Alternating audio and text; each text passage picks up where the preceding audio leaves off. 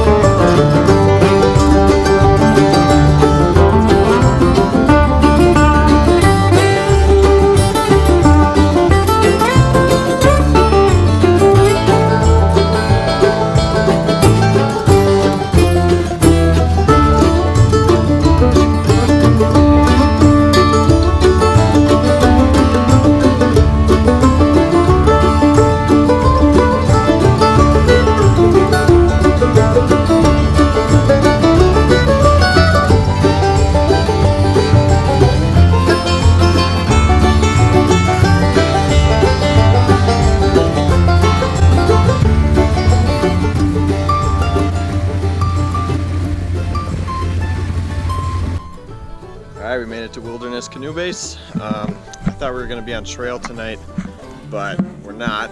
We're packing everything up and we're going to stay in this yurt over there. So we're going to take off early tomorrow morning.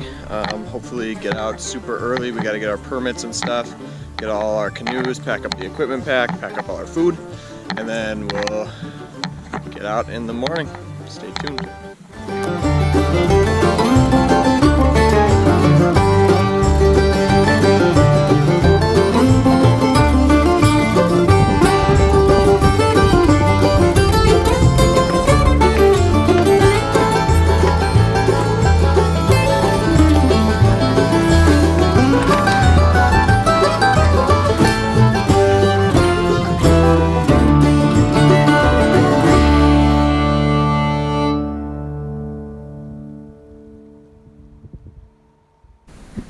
Alright, morning number one.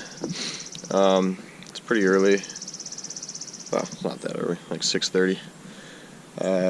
We're just packing all our stuff up. We're gonna head over to Pine Cliff, the main little area, and pack up our equipment bag and everything, and then we're trying to get on the water as soon as possible.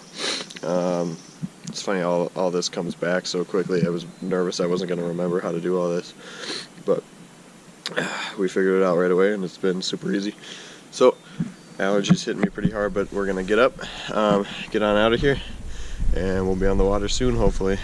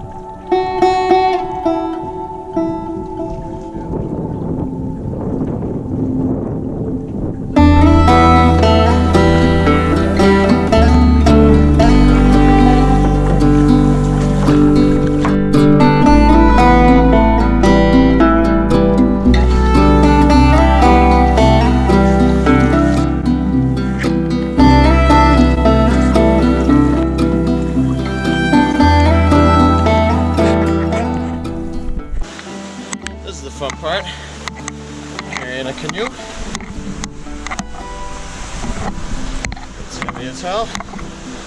And I got a pack on too. That's all our food for the week. Got a bunch of other random stuff in my pockets. I'm all aggravated because the people in front of us took like 3 trips back and forth and they're taking forever. What we do is we only pack what we need and we carry everything in one trip. The canoes never touch the ground. We take everything out of the canoe. We pick up the canoe, walk all the way, put down the canoe, put everything in the canoe, and leave. That's the way it should be. Look, there's still stuff. These guys still have stuff over here. Freaking ridiculous.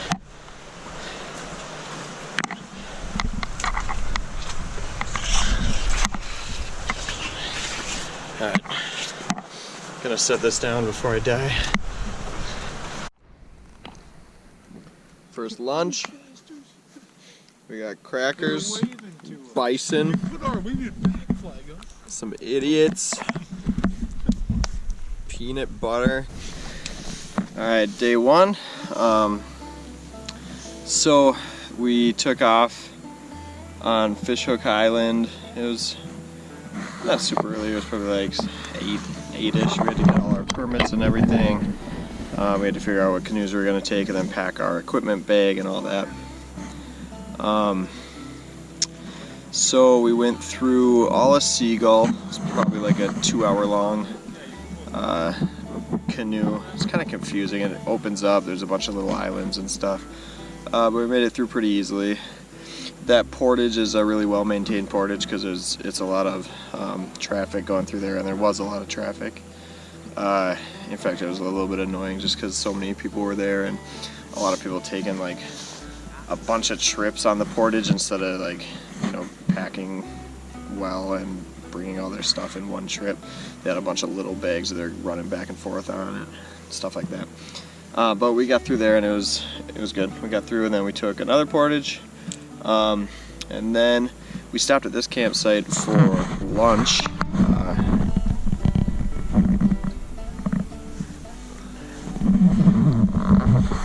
It's really cool, and we ended up just deciding to stay here. We're in no rush, and we're up high. It's a really good view. The tent pads looked really good. So when you get to a campsite, so you get here, we ate lunch here, so we just brought our food up and divvied out our food and everything, and then we decided we were going to stay here. So I went out and got some water from the middle of the lake. Some of the other dudes started setting up the tents. Set up, as you can see, like the canoe with a little table and stuff like that. At every campsite there's just a fire grate and then a GL, a government latrine, to use the bathroom. So yeah, we're here for the night. We're all set up and we're making coffee right now. It's going to be a good rest of the night. I forgot to mention what I'm doing right now is changing from these wet shoes into dry socks and dry shoes, and that's the best feeling ever. And then it's a bad feeling when we change back into wet shoes tomorrow. So it's gonna be good.